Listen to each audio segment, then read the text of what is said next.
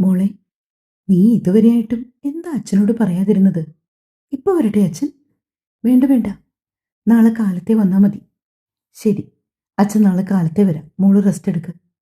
അച്ഛൻ ഫോൺ വെച്ച് കഴിഞ്ഞതും ലക്ഷ്മി കണ്ണുകൾ അടച്ചു കിടന്നു. വൈശാഖം വന്നപ്പോൾ അന്ന് ഇത്തിരി താമസിച്ചു. അവൻ ലക്ഷ്മി ഒന്ന് നോക്കുക പോലും ചെയ്തില്ല. രാത്രിയിൽ എല്ലാവരും ഒരുമിച്ച് അത്താഴം കഴിക്കാൻ ഇരിക്കുകയാണ്. വൈശാഖനും ലക്ഷ്മിയും പരസ്പരം മുഖം കൊടുക്കാതിരുന്നാണ് ആഹാരം കഴിക്കുന്നത്. അപ്പോഴാണ് വീണ അത് ശ്രദ്ധിച്ചത്. യോ, ഈ ഏട്ടത്തിയുടെ ഇടത്തെ കവിളിൽ നീരുള്ളതുപോലെ. വീണ അത് പറയുമ്പോൾ ലക്ഷ്മിയും വൈശാഖിനും ഒരുപോലെ ഞെട്ടി. പറഞ്ഞതുപോലെ നേരാണല്ലോ. എന്തു പറ്റിയതാ മോളെ? സുമിത്ര ഊണ് കഴിക്കുന്നത് നിർത്തിയിട്ട് അവളുടെ അടുത്തേക്ക് എഴുന്നേറ്റ് വന്നു. ലക്ഷ്മി പതിയെ തന്റെ ഇടത്തെ കവിളിൽ ഒന്ന് തലോടി. അവളുടെ കണ്ണുകൾ നിറഞ്ഞു വന്നു. അതമ്മേ, ഞാൻ ഇത്രയും സമയം ഇടതുവശത്തേക്ക് ചെരിഞ്ഞു കിടന്ന ഉറങ്ങിയത്. അതുകൊണ്ടാണ്. ഷോ, എന്നാലും ഇതെന്തൊരു കഷ്ടമാണ്. വൈശാഖ, നാളെ രാവിലെ മോളെയും കൂട്ടി ആശുപത്രിയിൽ പോണോട്ടോ. അത് കഴിഞ്ഞേ ഉള്ളൂ ബാക്കി കാര്യം. സുമിത്ര വീണ്ടും ഊണ് കഴിക്കാൻ വന്നിരുന്നു. ഏട്ടൻ എന്താ ഇന്നൊന്നും മിണ്ടാത്തെ? മൗനവ്രതമാണോ? ഉണ്ണിമോൾ വൈശാഖിനെ നോക്കി. മിണ്ടാതിരിക്കടി, ഇരുന്ന് കഴിച്ചിട്ട് പോയി വല്ലതും വായിച്ചു പഠിക്കാൻ നോക്ക്. ഏട്ടൻ അല്പം ദേഷ്യത്തിലാണെന്ന് മനസ്സിലാക്കിയതും പിന്നീട് ഉണ്ണിമോൾ ഒന്നും സംസാരിച്ചില്ല. അത്താഴം കഴിച്ചു കഴിഞ്ഞതും വൈശാഖം വെറുതെ ടി വി കണ്ട് സെറ്റിയിലിരിക്കുകയാണ്. നീ കിടക്കുന്നില്ലേ മോനെ? നീര് ഒരുപാടായി. ഓ അച്ഛ, കിടക്കാൻ പോവാണ്. ഒരു കോട്ടുവായിട്ടുകൊണ്ട് അവൻ എഴുന്നേറ്റു. ലക്ഷ്മി ഒരു വശം ചെരിഞ്ഞു കിടക്കുകയാണ്. താൻ അടിച്ചതിന്റെ പാടിപ്പോഴും കവിളിലുണ്ട്. അത് കണ്ടപ്പോൾ അവന്റെ ഉള്ളൊന്ന് പിടഞ്ഞു.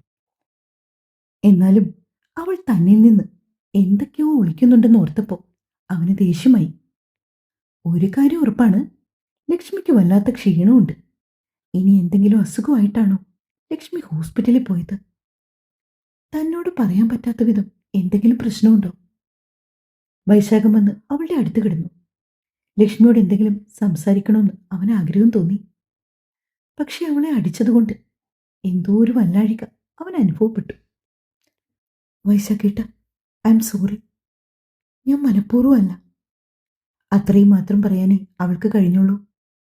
അപ്പോഴേക്കും അവൾ പൊട്ടിക്കരഞ്ഞു. ഒന്ന് ചേർത്ത് നിർത്തി ആശ്വസിപ്പിക്കണമെന്ന് അവന് തോന്നി. വൈശാഖം പക്ഷെ അനങ്ങിയില്ല. അവൻ കറങ്ങുന്ന പാനിലേക്ക് കണ്ണുനട്ട് കിടന്നു. കുറച്ചു സമയം അവൾ അങ്ങനെ കരഞ്ഞുകൊണ്ടിരുന്നു. വൈശാഖൻ അപ്പോഴേക്കും ചെരിഞ്ഞു കിടന്നു. അവൻ കണ്ണുകൾ അടച്ചപ്പോൾ പിന്നെ ലക്ഷ്മിയും കിടന്നു. വൈശാഖൻ ഉറങ്ങിയിരുന്നില്ല. അവന്റെ കണ്ണുകളും നിറഞ്ഞു വന്നു. താൻ ഹോസ്പിറ്റലിൽ കിടന്നപ്പോൾ തന്റെ നേർക്ക് കണ്ണിമയ്ക്കാതെ നോക്കിയിരുന്ന ലക്ഷ്മിയായിരുന്നു അവന്റെ മനസ്സ് നിറയെ. അവളുടെ മനസ്സ് നിറയെ തന്നോടുള്ള ഇഷ്ടമായിരുന്നു. ഓരോ നിമിഷവും തനിക്ക് ധൈര്യം തന്നുകൊണ്ട് തന്നെ സദാ പരിചരിച്ചിരുന്നവൾ. കുറച്ച് ദിവസമായിട്ട് ലക്ഷ്മിക്ക് എന്താണ് സംഭവിച്ചതെന്ന് മാത്രം അവന് മനസ്സിലായില്ല. എന്നാലും താൻ അവളെ അടിച്ചത് മോശമായിപ്പോയി. വേണ്ടിയിരുന്നില്ല.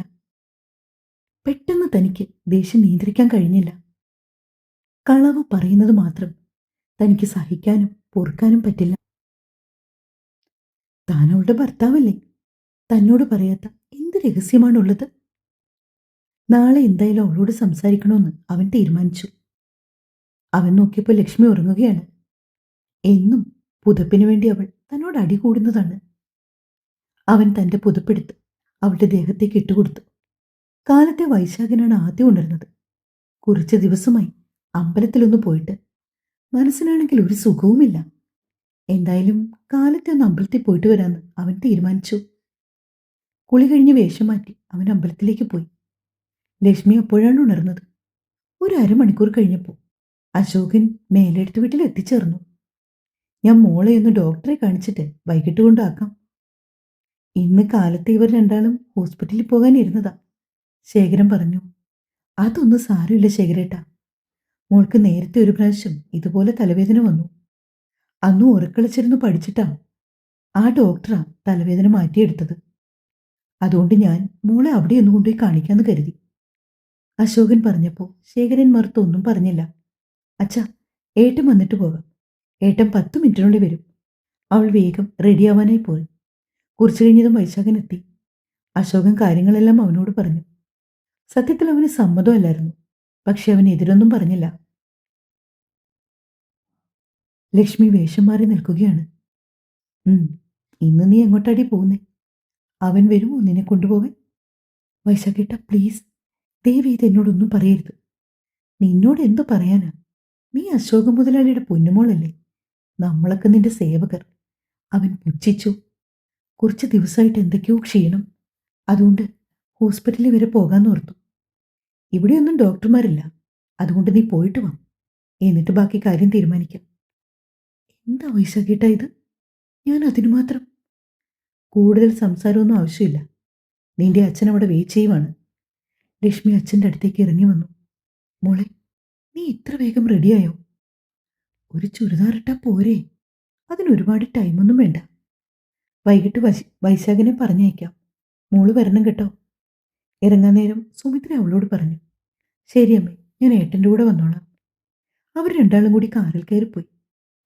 നിനക്ക് കൂടി പോകായിരുന്നു മോനെ. ശേഖരൻ മകനെ നോക്കി. അവൾ വേണ്ടെന്ന് പറഞ്ഞിട്ടാ ഞാൻ ചോദിച്ചതാ. മോൻ വൈകിട്ട് ലക്ഷ്മി മോളെ കൂട്ടിക്കൊണ്ടുവരണം. ആ കുട്ടി പോയ വീട് ഉറങ്ങിയ പോലെ. സുമിത്രയാണെങ്കിൽ അശോകന് കൊടുത്ത ചായയുടെ ഗ്ലാസ് എടുത്തുകൊണ്ട് മകനോട് പറഞ്ഞു. അച്ഛാ, എനിക്ക് കുറച്ച് കാര്യങ്ങൾ അച്ഛനോട് സംസാരിക്കണം.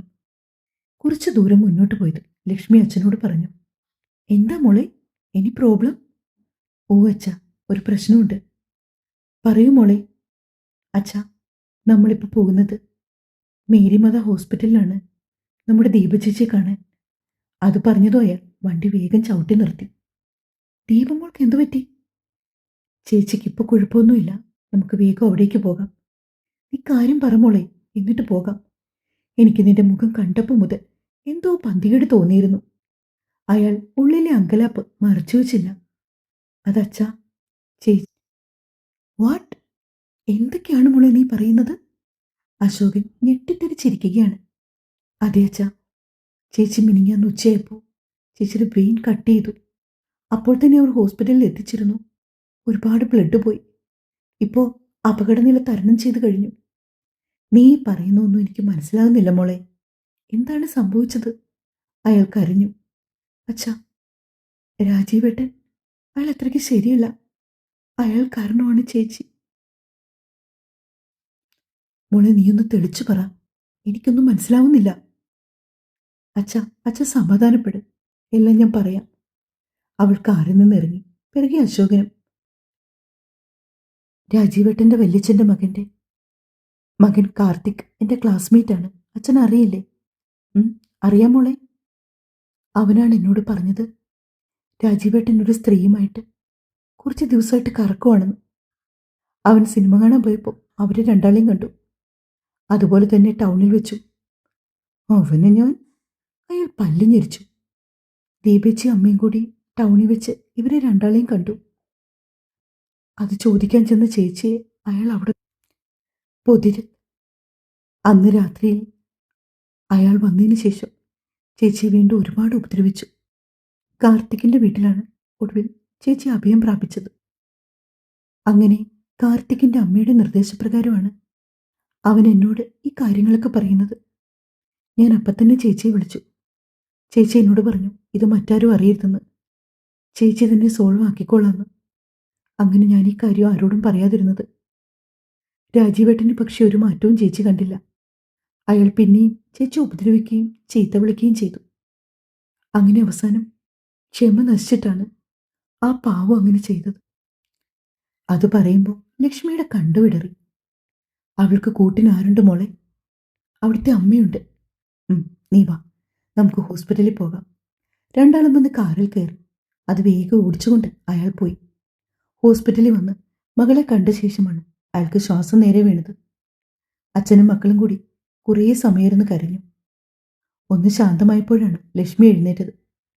അശോകന് ബാങ്ക് വരെ അത്യാവശ്യമായിട്ട് പോണായിരുന്നു. അയാൾ പെട്ടെന്ന് വരാമെന്ന് പറഞ്ഞിറങ്ങി. ഇപ്പം എങ്ങനെയുണ്ട് ചേച്ചി? കുറവുണ്ട് മോളെ. നിന്റെ തലവേദന മാറിയോ? ഓ, അങ്ങനെ തന്നെ ഇരിക്കുന്ന ചേച്ചി. വൈശാഖൻ എന്തു പറയുന്നു? ലക്ഷ്മി തൻ്റെ ഭർത്താവിൻ്റെ വീട്ടിൽ സംഭവിച്ച കാര്യങ്ങൾ ചേച്ചിയോട് പറഞ്ഞു. അവനവളെ അടിച്ചത് മാത്രം പറഞ്ഞില്ല. സാരയില്ല മോളെ, നീ വിഷമിക്കണ്ട. ചേച്ചിയുടെ അവസ്ഥ പോലെയല്ല. നിനക്ക് നല്ലൊരു ജീവിതമാണ് കിട്ടിയത്. എല്ലാ കാര്യങ്ങളും നീ വൈശാഖനോട് തുറന്നു പറയണം. ലക്ഷ്മി വെറുതെ തല കുലുക്കുകയാണ് ചെയ്തതെന്ന് ദീപയ്ക്ക് മനസ്സിലായി. കുറേ സമയം ചേച്ചിയുടെ അടുത്ത് ചിലവഴിച്ചതിന് ശേഷം ലക്ഷ്മി അച്ഛൻ്റെ കൂടെ പോകാൻ തയ്യാറായി. ഒരു ദിവസം കൂടി രാജീവിൻ്റെ അമ്മയോട് ദീപയ്ക്ക് കൂട്ടു നിൽക്കാൻ പറഞ്ഞിട്ട് അശോകൻ അവിടെ നിന്ന് ഇറങ്ങി. അവരവിടെ നിന്ന് പോയത് ദീപ തൻ്റെ ഫോൺ എടുത്തു. ഹലോ വൈശാഖ്, ദീപേച്ചിയാണ്. മേരിമാത ഹോസ്പിറ്റലിൽ ഒന്ന് വരാമോ? അവൻ വരാമെന്നേറ്റതും അവൾ കോൾ കട്ട് ചെയ്തു. എല്ലാ കാര്യങ്ങളും അവനോട് തുറന്നു പറയണം. അത് കഴിഞ്ഞ് ബാക്കി. തൻ്റെ ജീവിതം നശിച്ചു. ഇനി തൻ്റെ അനുജത്തിയുടെ ജീവിതം കൂടി നശിക്കാൻ താനായിട്ട് വരുത്തരുതെന്ന് അവൾ നിശ്ചയപ്പെടുത്തി. ലക്ഷ്മി അശോകനും കൂടി വീട്ടിൽ തിരിച്ചെത്തിയപ്പോൾ സമയം 2 മണി കഴിഞ്ഞു. കാര്യങ്ങളെല്ലാം കേട്ടതും ശ്യാമള വാവിട്ട് കരഞ്ഞു. എന്നാലും എൻ്റെ കുഞ്ഞിനോട് അവനിതിങ്ങനെ ചെയ്യാൻ തോന്നിയല്ലോ. അവൾ എന്തുമാത്രം വിഷമിച്ചു കാണും. പാവം. അമ്മ ഒന്നടങ്ങ്. നാളെ എന്തായാലും നമുക്കൊരു തീരുമാനം ഉണ്ടാക്കാം. നമുക്കിപ്പം തന്നെ അവളുടെ അടുത്തേക്ക് പോകാം എന്ന് പറഞ്ഞുകൊണ്ട് ശ്യാമള എണീറ്റു. അടുത്ത ദിവസം കാലത്തെ പോകാമെന്ന് പറഞ്ഞെങ്കിലും ശ്യാമള അതിന് തയ്യാറായില്ല. അങ്ങനെ വീണ്ടും അവർ ദീപയുടെ അടുത്തേക്ക് പോകാൻ തീരുമാനിച്ചു. കുറച്ചു സമയം എല്ലാവരും കൂടി സംസാരിച്ചിരുന്നു. മുറിയിലേക്ക് പോകാനായി എഴുന്നേറ്റതും ലക്ഷ്മിക്ക് കണ്ണിൽ ഇരുട്ട് കയറും പോലെ തോന്നി. അടുത്ത് കിടന്ന കസേരയിൽ അവൾ മുറുക്കെ പിടിച്ചു. പക്ഷെ അവൾ അപ്പോഴേക്കും നിലത്തേക്ക് വീണുപോയി. ശ്യാമള അശോകേട്ടാന്ന് വിളിച്ച് ഉറക്കെ കരഞ്ഞു. വേഗം തന്നെ അശോകനും ശ്യാമളയും കൂടി അവളെ അടുത്തുള്ള ഒരു ഹോസ്പിറ്റലിൽ കൊണ്ടുപോയി. പേടിക്കാനൊന്നുമില്ല, ഷീസ് പ്രഗ്നന്റ്. ഒരു ചെറിയ പുഞ്ചിരിയോടെ ഡോക്ടർ ഷീല ശ്യാമളയോട് പറഞ്ഞു.